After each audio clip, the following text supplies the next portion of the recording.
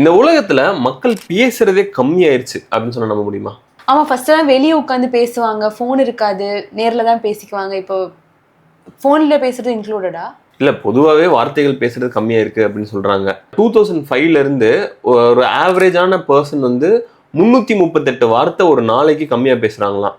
அதாவது ஒரு வருஷத்துக்கு 1,20,000 வார்த்தைகள் கம்மியா பேசுறாங்க. இது வந்து 2005ல இருந்து 2019 வரைக்கும் சராசரியா 30% நம்ம பேசுற வார்த்தைகள் வந்து கம்மியாயிருச்சு.